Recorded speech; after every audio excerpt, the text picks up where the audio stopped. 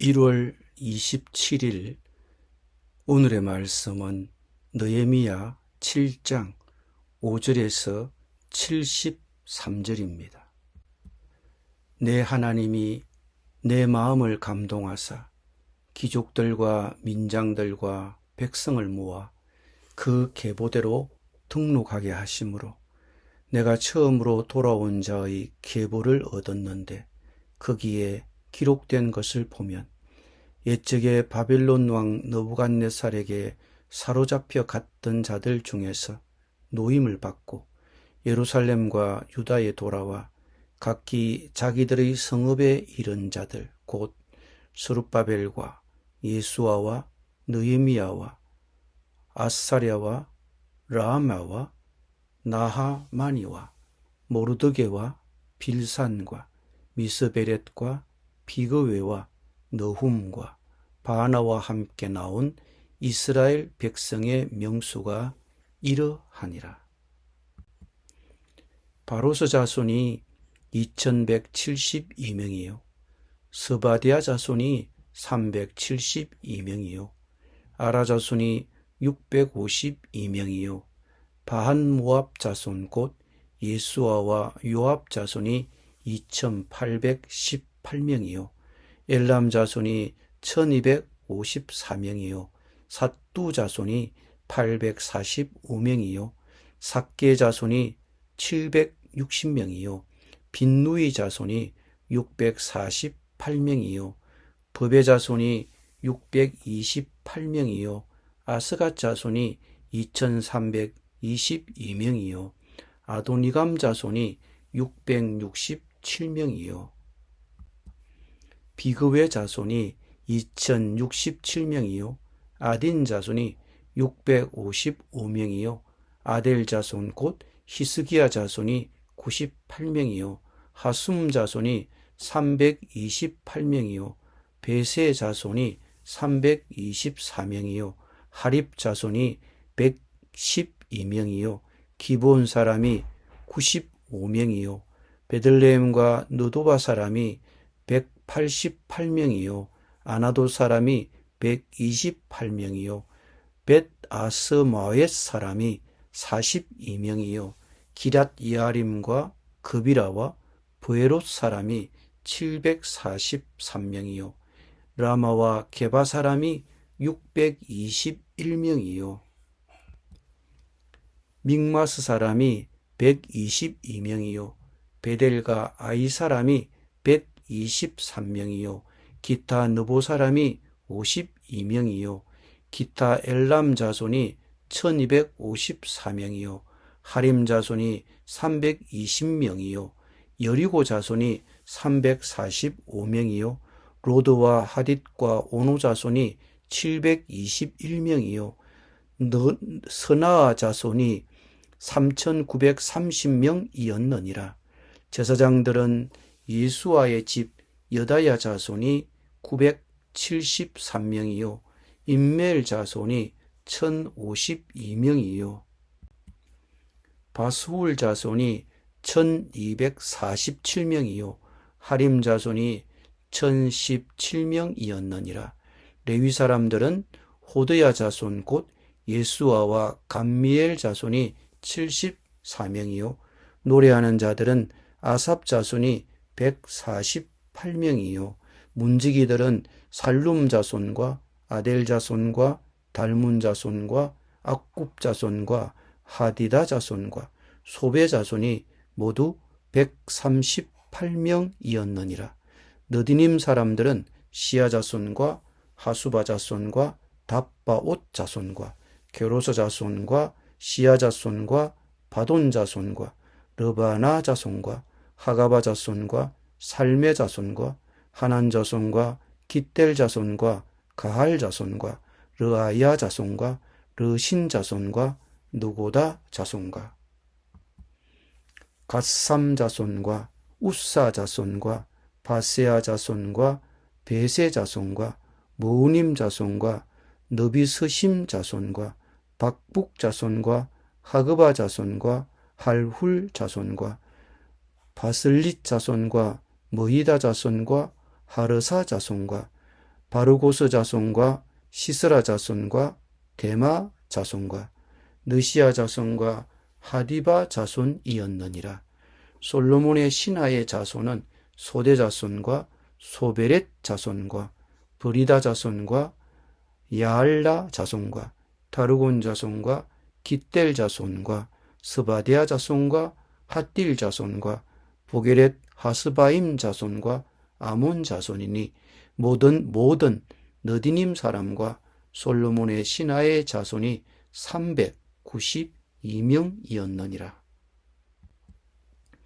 델멜라와 델하르사와 그룹과 앗돈과 인멜로부터 올라온 자가 있으나 그들의 종족이나 계보가 이스라엘에 속하였는지는 증거할 수 없으니 그들은 들라야 자손과 도비야 자손과 느고다 자손이라 모두가 642명이요.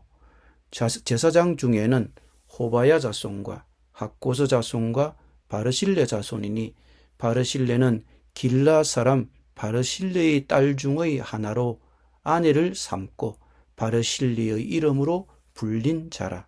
이 사람들은 계보 중에서 자기 이름을 찾아도 찾지 못하였으므로 그들을 부정하게 여겨 제사장의 직분을 행하지 못하게 하고 총독이 그들에게 명령하여 우림과 둠밈을 가진 제사장이 일어나기 전에는 지성물을 먹지 말라 하였느니라.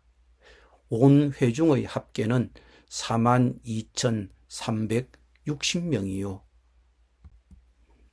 그 외에 노비가 7,337명이요. 그들에게 노래하는 남녀가 245명이 있었고 말이 736마리요. 노새가 245마리요. 낙타가 435마리요. 나귀가 6,720마리였느니라. 어떤 족장들은 역사를 위하여 보조하였고 총독은 금천 드라크마와 대접 50과 제사장의 의복 530벌을 보물 곡간에 드렸고 또 어떤 족장들은 금 2만 드라크마와 은 2,200만회를 역사 곡간에 드렸고 그 나머지 백성은 금 2만 드라크마와 은 2,000만회와 제사장의 의복 67벌을 드렸느니라. 이와 같이 제사장들과 레위 사람들과 문지기들과 노래하는 자들과 백성 몇 명과 느디님 사람들과 온 이스라엘 자손이 다 자기들의 성읍에 거주하였느니라. 아멘.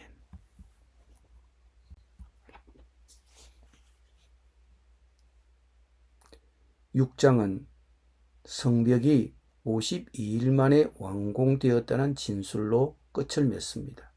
이것으로 이 책이 거의 마무리될 것이라고 생각할 수도 있고 그리고 그들은 모두 행복하게 살았습니다로 끝날 수도 있을 것입니다.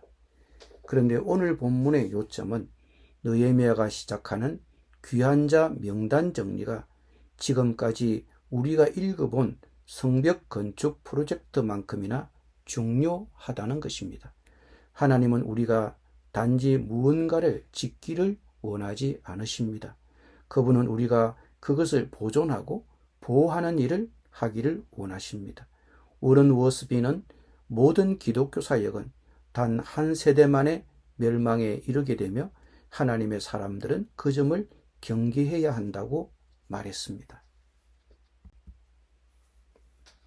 하나님께서 주신 공동체를 보호하려면 경건한 지도자가 필요합니다. 우리는 이것을 사람을 세우는 느헤미야의 리더십을 통해 보았습니다. 하나님의 사역은 다양한 계층의 남성과 여성이 사역의 책임을 맡아 기꺼이 사용될 때 이루어집니다. 느헤미야 7장에 나오는 두 사람 하나니와 하나냐는 잘 준비되었을 뿐만 아니라 부름을 받았을 때 사역의 무게를 기꺼이 감당했습니다. 우리 교회는 성경적 자격을 갖춘 집사를 선출하는 데 전념하고 있습니까? 곧 임직자를 선출합니까? 저는 여러분께서 이 선출 과정을 위해 기도해 주시기를 바랍니다. 왜냐하면 우리 교회의 정체성은 다음과 같은 요소에 의해 결정되기 때문입니다. 하나냐는 진실한 사람이고 남들에게 하나님을 두려워하는 사람이었습니다. 그 다음은 공동체 구성원들, 즉 하나님의 가족의 목록입니다. 누가 나열되어 있습니까?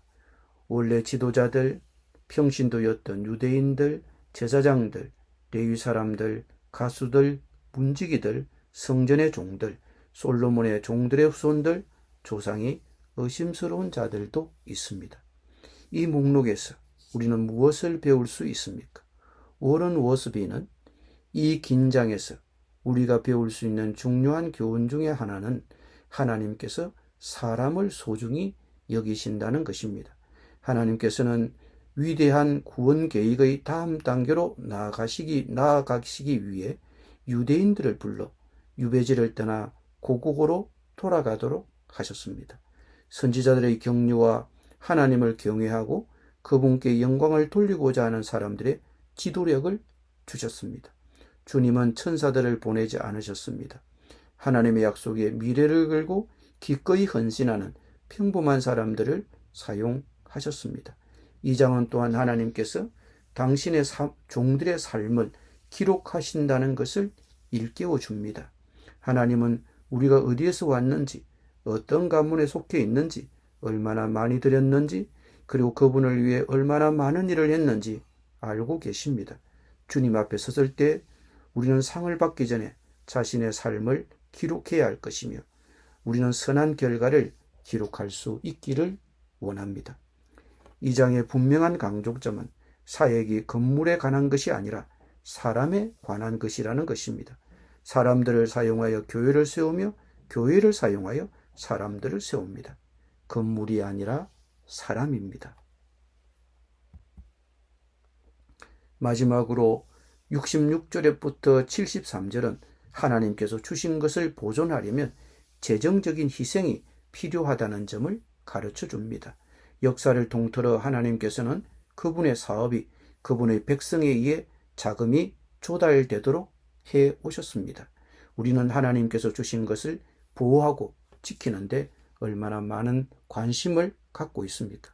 내 소유는 하나님의 나라를 위해 잘 쓰임받고 있습니까? 나의 재물이 필요한 곳은 어딘지 주위를 한번 살펴보십시오. 다시 한 번 더 강조합니다. 하나님은 우리가 무언가를 짓는 것에만 관심이 계신 것이 아니라 그분이 주신 것을 보호하는 데에도 관심이 있다는 것입니다. 건물에 관한 것이 아니라 사람에 관한 것입니다. 기도드립니다. 주님, 교회의 정체성은 건물이 아니라 사람임을 다시 확인합니다. 저희 교회가 진실하고 충실한 사람을 세우며 재정적 희생을 기꺼이 감수할 수 있는 공동체로 세워져 갈 수 있도록 인도해 주시옵소서. 예수님의 이름으로 기도드립니다. 아멘.